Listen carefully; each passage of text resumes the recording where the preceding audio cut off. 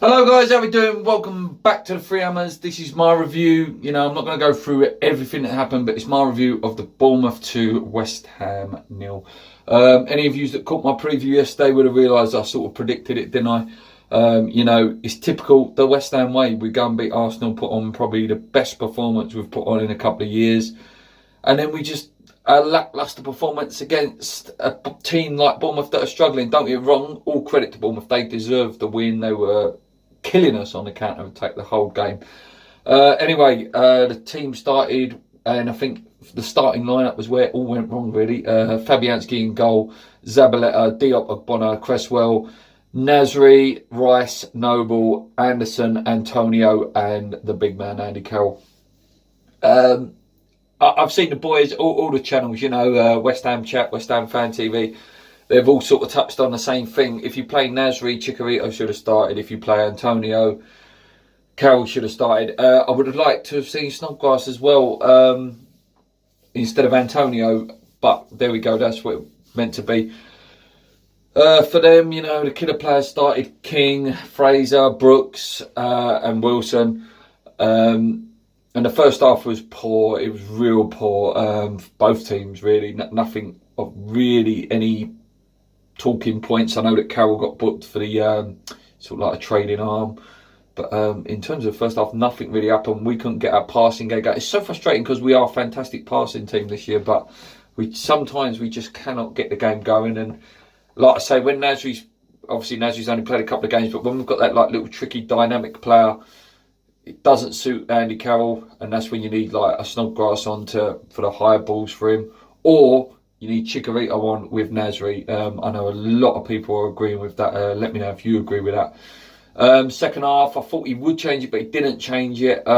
We had probably the best chance of the half before they scored. Obviously, the ball was played in. Andy Carroll knocked it down to Antonio. Antonio shot was forced off the line, and then it fell back to Carroll, and missing a season already, I think. I don't think you're going to see a worse miss than that. I know there was one with Matt Ritchie for Newcastle a little bit earlier in the season, but I don't think you're going to get a worse miss than that. At least force a save from the goalkeeper.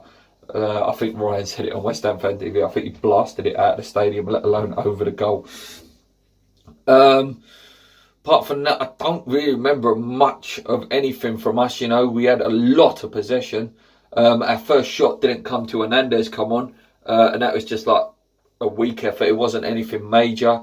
You had your typical Antonio blast over the bar, leaning back like he's kicking a try for England. But their goal, obviously Callum Wilson, and listen, no goalkeeper saving that. That was an incredible finish, wonderful goal from him. And I'm sure many of you, if you watched my video, I did say first goal scorer, banker, absolute banker for first goal scorer he was.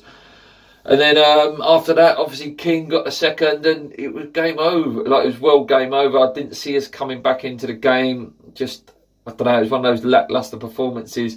And listen, if Arnie was playing, yeah, he might have scored, but we can't say that. If Lanzini was playing, we might have won. If Yarmolenko was playing, we might have won. You have to try and win with what you've got, and unfortunately today it wasn't enough. We dropped down to 10th. Just as we get to touching distance of that 7th place, which we would have got because of the results yesterday, we just can't get there, and it's so frustrating. When you pull off a result against Arsenal, and then you get that sort of result. And the Wolves game, listen, that Wolves game on Tuesday night in about a week and a half's time, that is no banker at all. That is tough. That is going to be a tough game. They've got lovely footballers, but they've also got the pace and power of people like Montreal, who obviously scored against us at the London Stadium. So, we've got some tough games coming up there. And for me, and I believe all the channels are sort of singing from the same hymn sheet, we've got to go and get a striker in. We've got to get it done, get Arnie out of the club, or whatever they're doing, giving him a new contract or whatever. For me, he's got to go. And then, you go and get your Maxi Gomez if you're going big, or your Belottis if you really have got that ambition. Or you get a quick fix in till the summer and then try and go and get a Gomez or a Belotti. And by quick fixes, some suggestions that I've seen over Twitter and stuff is Giroud, Edin Dzeko, quick fixes. to just, you know, they'll do a job, they can hold the ball up, they're technically very good as well, will suit the style of play that we are playing. Let me know what you think, guys. Would you prefer us go and get that striker now and have the pressure of him trying to fit in, or would you rather wait till the summer and go and get that big signing? Or, like I said, would you get the quick fix and you know they're going to do a job for that 6-month period that we've got left of the season? Man of the match, again, it was quite poor over the pitch. I think you've got to give it to Fabianski. Pulled off some wonderful saves, even though we lost 2-0. He pulled off some absolute worldies in that game. Declan Rice didn't really put a foot wrong either. He was trying his best. He was pinging some lovely long balls, but poor performance all over the pitch. We just got to get consistency. That's it. It's that big team mentality thing, you know. It's okay playing like that against Arsenal. It's okay playing like that against Chelsea, Manchester United, that we've done all year.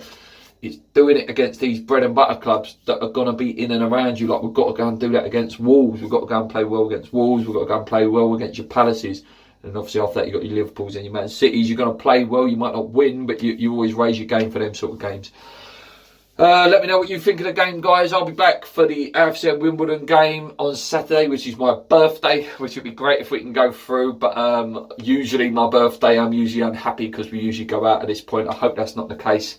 Until then, guys, come on your irons. Let's hope we can get back on track. Let's go.